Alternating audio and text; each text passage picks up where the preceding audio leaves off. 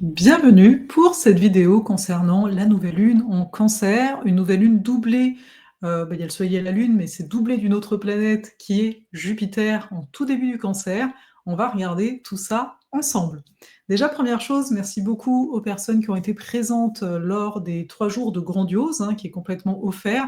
Vous avez toujours l'opportunité, d'avoir accès au replay de Grandiose jusqu'au 27 juin, donc n'hésitez pas à me mettre en commentaire Grandiose, comme ça je vous enverrai le lien, mais après je vous mets aussi le lien dans la description si vous voulez y aller directement. Cela étant dit, je vais vous partager la carte et je tiens en même temps à rappeler que jusqu'au 27 juin également, encore, j'ai ouvert les inscriptions pour Cosmos. Hein. Cosmos, on commence le 1er octobre. Là, en vous inscrivant dès maintenant, hein, c'est comme une rentrée un peu universitaire, on va dire. Vous avez de nombreux bonus, une possibilité de payer en 12 fois, et c'est pour apprendre l'astrologie, mais pas que. C'est réellement un accompagnement. On se voit régulièrement, et pendant 9 mois, on va, j'ai envie de dire, grandir ensemble. Donc, n'hésitez pas à aller regarder ou à me mettre Cosmos dans les commentaires. Je vous mettrai les infos. Cela étant dit, on va regarder cette carte. Donc déjà, première chose, on a donc Lune, Soleil, Jupiter ensemble ici. Le 5e degré du Cancer est méga important ici. Il l'est pour moi en particulier. J'ai ma Lune à cet endroit-là, dans ma carte du ciel. Donc c'est particulièrement intéressant ici. Mais donc, on va regarder ce que ça veut dire. Mais on va aussi prêter une attention particulière à une figure ici. On a un iode. Donc ça nous pointe Pluton. On s'en reparle après. Et puis, bon, il y a plein d'aspects. Mais donc, nouvelle lune en Cancer, avec Jupiter dans l'équation.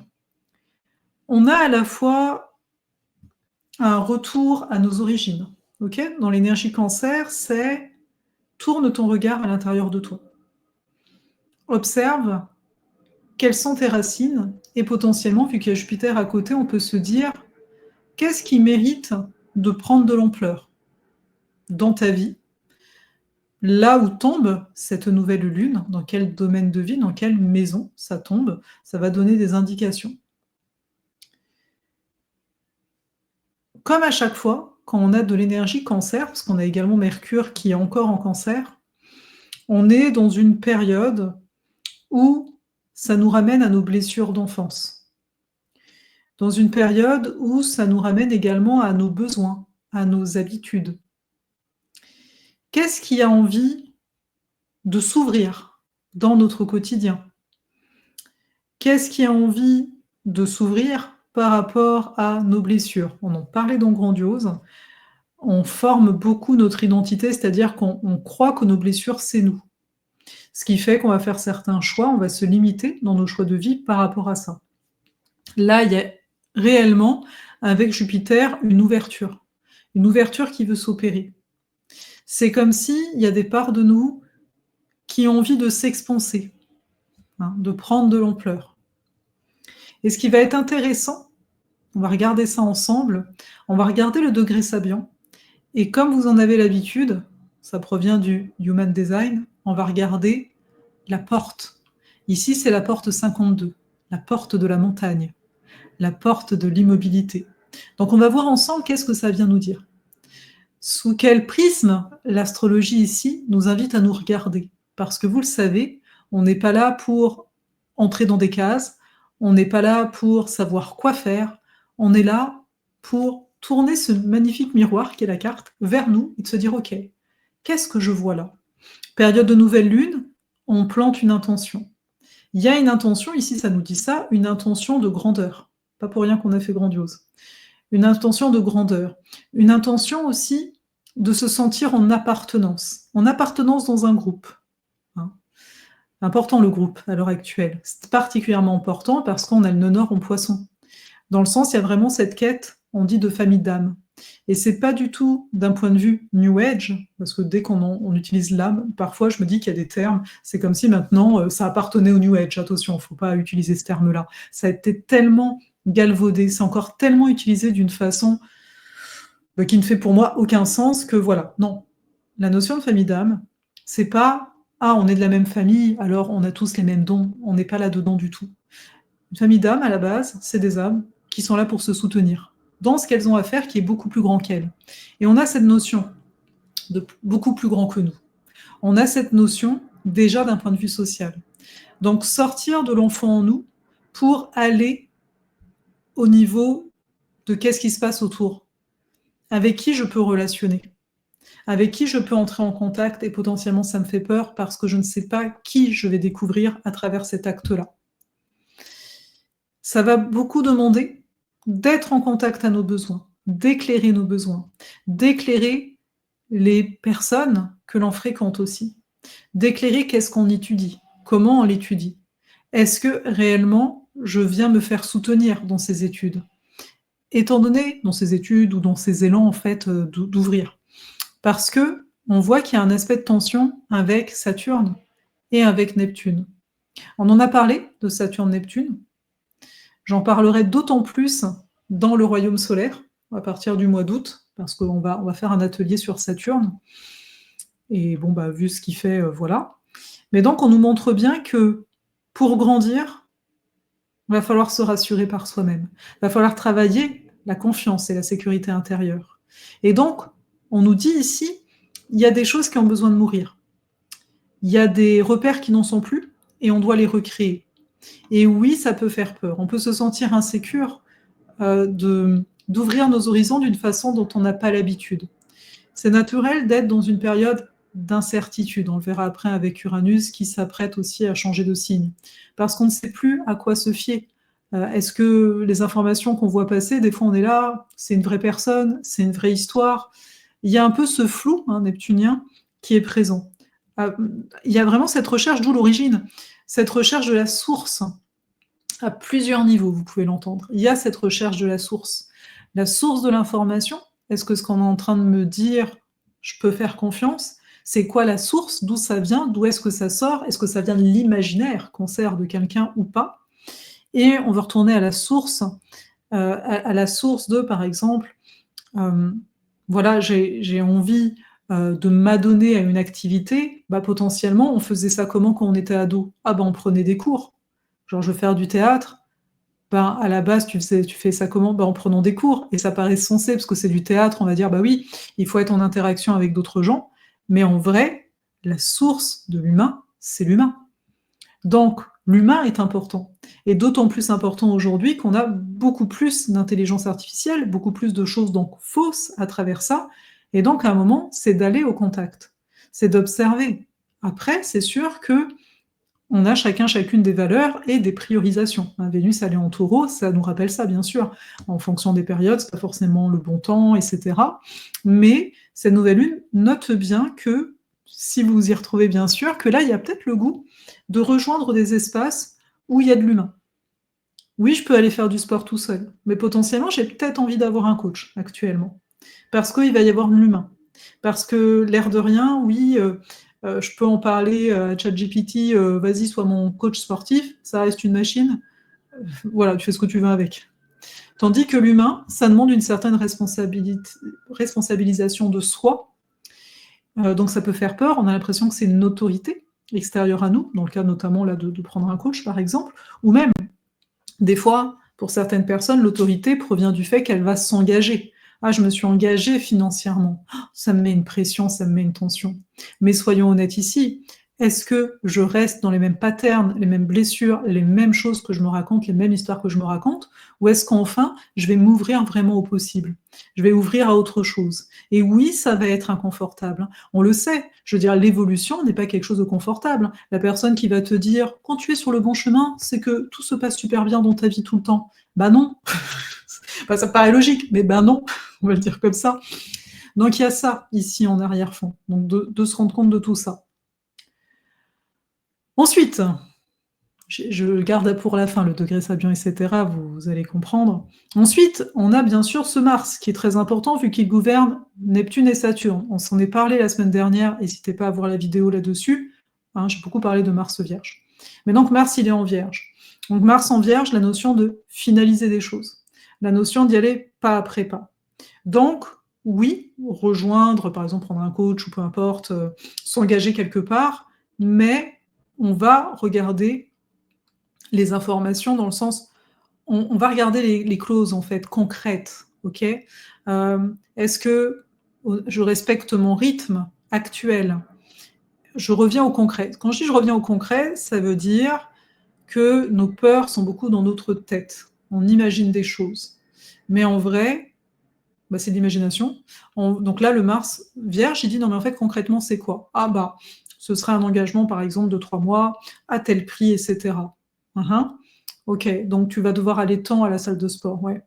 Ah, peut-être que ça va être difficile, mais à un moment, ce sera la notion de Vénus-Taureau. Qu'est-ce qui est prioritaire pour moi? Et surtout, de quel cycle je veux sortir? De quel cycle je veux sortir? À un moment, je peux peut-être me dire: «Ah, c'est beaucoup», mais en même temps, tu le feras peut-être jamais, en fait, de vraiment t'y mettre au sport, ici, j'entends. Tu sais? Donc, si tu veux un certain résultat, ça c'est Mars Vierge, hein, si tu veux un certain résultat, il y a certaines actions. Et il va te le dire assez précisément. Donc on n'est pas là pour se leurrer, on n'est pas là pour se raconter des histoires, on est là pour avancer. Et oui, ça va être pas après pas. Oui, bien sûr, tu commences le sport dans une semaine, non, tu verras pas grand-chose. Mais c'est normal. Et c'est normal pour plein de choses là-dedans. Saturne nous rappelle cette notion du temps. Est-ce que tu réhabilites ton temps? Est-ce que tu en fais un allié? Ou est-ce que tu continues à flotter? Tu vas dire: «Ouais, je suis un peu ci, un peu ça» et voilà. OK? Donc ça, c'est une chose. Je disais ici qu'il y a ce qu'on appelle un iode, un doigt de Dieu. Donc ça pointe Pluton. Il y a Pluton Verseau. Et je vous en ai un petit peu parlé là à l'instant, à savoir que on peut être pris dans ce qu'on se raconte, dans nos blessures. On peut aussi être pris, hein, Mars Vierge, c'est quand même le petit nous, hein, le petit moi, qui des fois se perd dans les détails. Hein. Ah là là, ce truc-là, c'est une super grosse préoccupation, etc. Mais on a un Pluton Verseau qui dit le temps passe super vite. Enfin, le monde va vite à l'heure actuelle.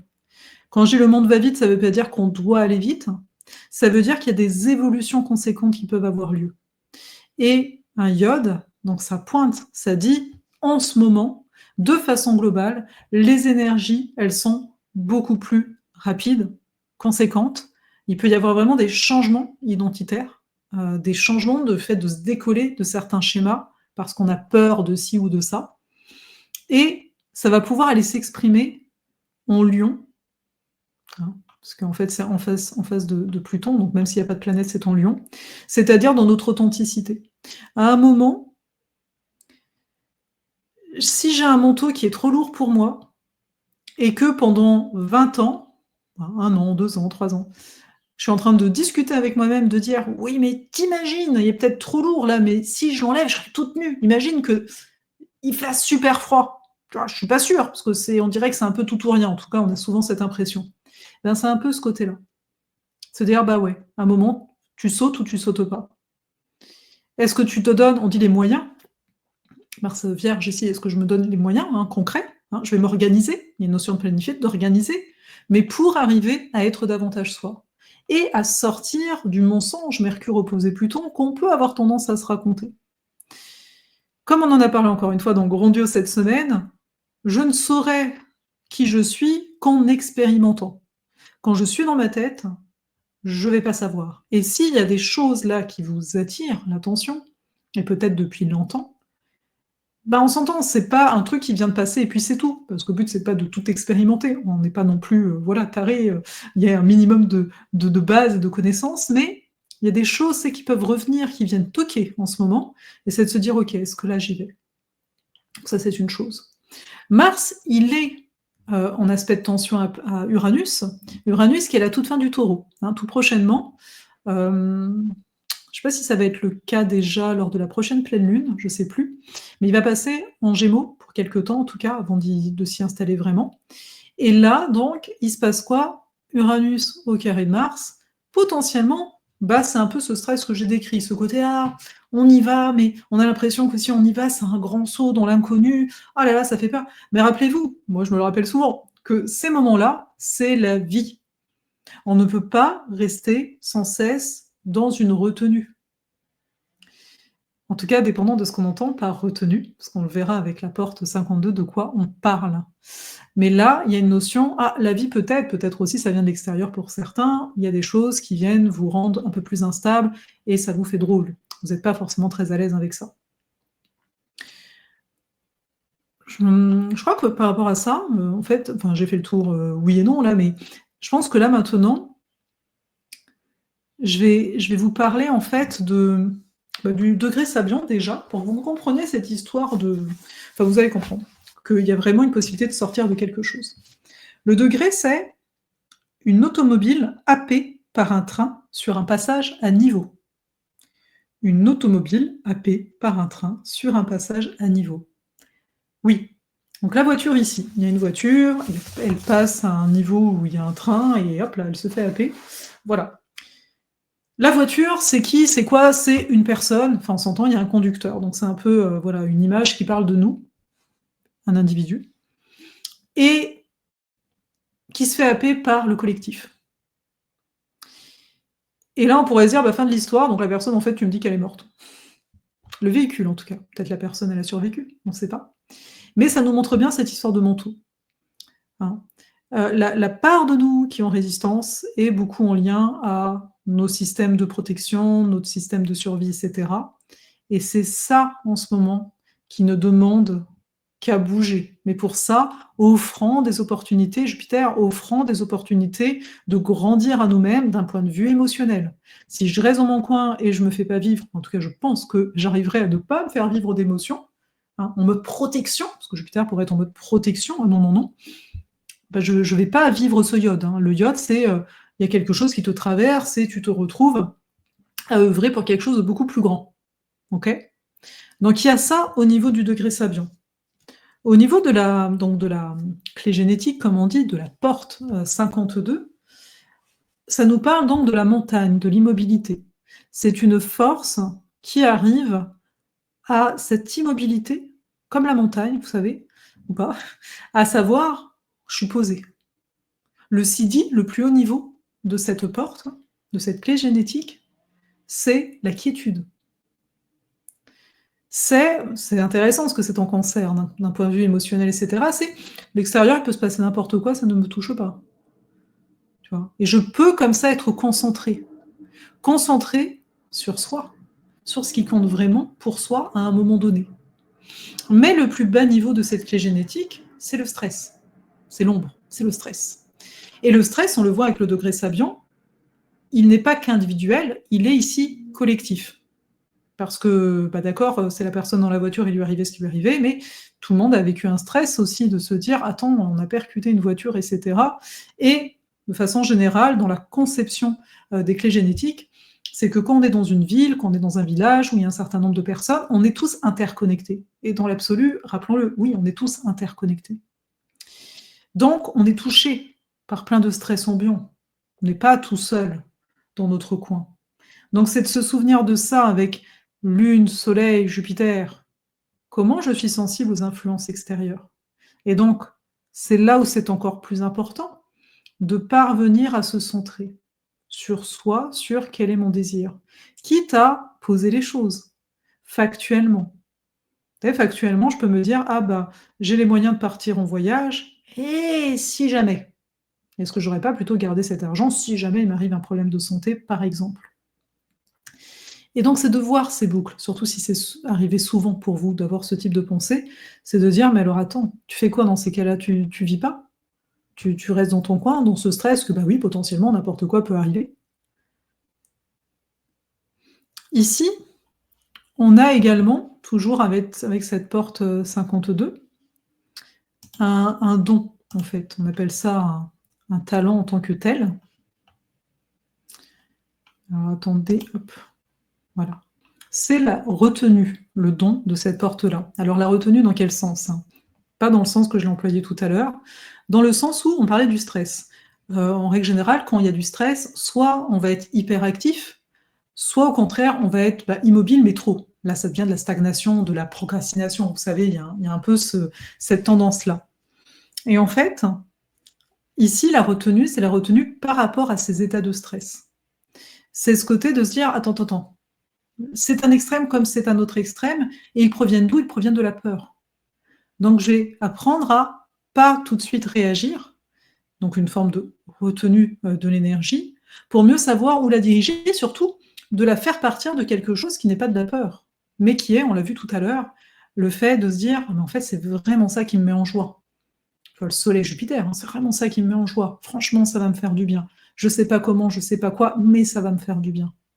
Donc il y a cet aspect-là. Donc on rentre dans un cycle de lunaison qui vient nous parler de tout ça. Donc, moi, je trouve ça particulièrement, intéressant à s'observer là-dedans. Est-ce que je suis plus sujet au stress à l'heure actuelle, notamment quand je suis en lien aux autres, plus directement? Est-ce que, voilà, je pars vite dans des extrêmes? Est-ce que j'arrive, encore une fois, Saturne Bélier, à être dans l'honnêteté envers moi par rapport à ces différents états? Ou est-ce que, entre guillemets, je me mens un petit peu, à moi-même en pensant que je gère alors qu'en fait pas du tout. Je ne sais pas me poser.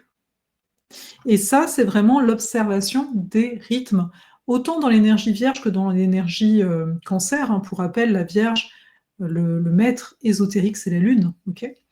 Donc là, le fait qu'il y ait Mars, quand même assez intéressant, c'est de comprendre qu'il y a ce retour à nos cycles, ce retour à nos rythmes et on a nos rythmes et il y a également, bah, qu'est-ce que j'ai envie de voir émerger?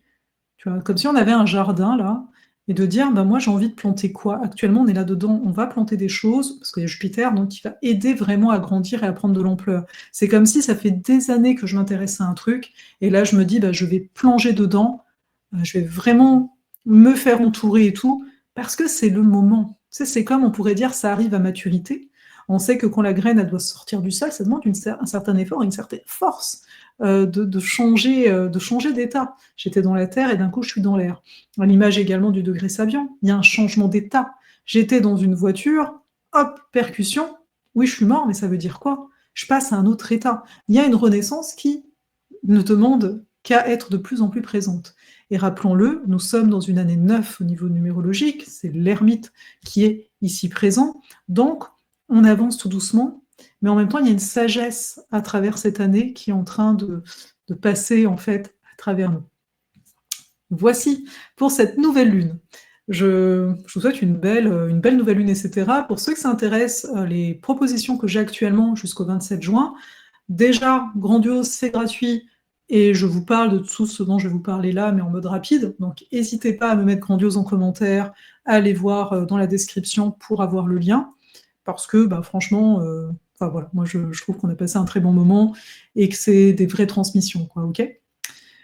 Également, donc il y a Cosmos. Cosmos, c'est vraiment ça va durer 9 mois. C'est une immersion, en astrologie, donc pour apprendre à lire la carte, les transits, les révolutions et d'autres choses en prévisionnel, les composites, les synastries.